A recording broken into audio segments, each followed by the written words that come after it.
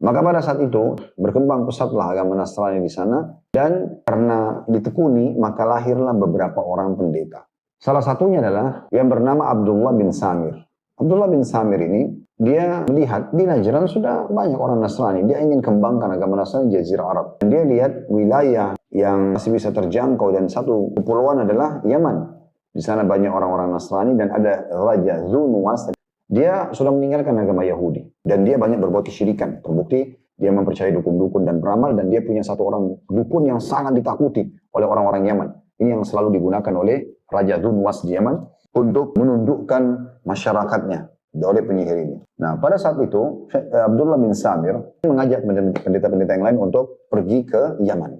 Dalam riwayat Bukhari dijelaskan, kata Nabi SAW, diceritakanlah kisah ini, kalau penyihir Zunuwas sudah mulai tua, dan dia tahu dia akan meninggal dunia, maka dia minta kepada Zunuwas agar menyiapkan kader, iklankan di seluruh wilayah Jazirah Arab, di seluruh Yaman, agar anak-anak muda datang, lalu kemudian mereka dites, siapa yang paling berbakat, mereka akan, atau anak itu akan menjadi penerusnya si penyihir, sehingga estafet penjagaan terhadap kerajaan Zunuwas tetap terjaga. Nah, seperti itu kurang lebih.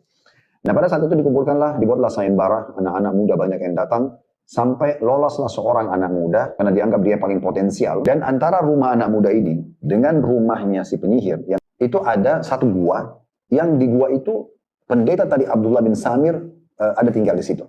Dia bersembunyi, karena dia takut dari Raja Zunuwas. Karena Zunuwas tahu agama Nasrani masuk, maka dia akan terancam kerajaannya, karena selama ini dia menundukkan masyarakatnya dengan sihir. Dan agama Samawiyah ini, sebenarnya menolak adanya penyihir. Maka Abdullah bin Samir sembunyi di gua itu. Dengan hikmah Allah Subhanahu Wa Taala, anak muda tadi yang menjadi kadernya si penyihir, antara rumah dia dengan rumah penyihir melewati gua yang ada Abdullah bin Samir. Dia pun sempat mampir di situ, dia kenalan dengan Abdullah bin Samir. Kemudian dia mulai mendengarkan tentang Allah, tentang Nabi Isa, tentang Alaihissalam, kemudian tentang kitab Injil, ajaran-ajaran dan syariat Allah Subhanahu Wa Taala.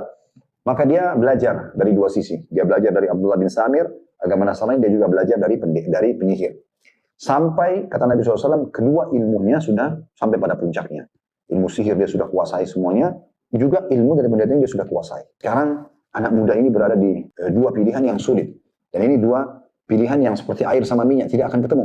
Satu mengisahkan Allah, satu menyekutukan Allah. Maka pada saat itu anak muda ini pun bimbang. Satu hari dia lagi lewat di jalan dan ditemukan ada seekor hewan besar, istilahkan dabbah.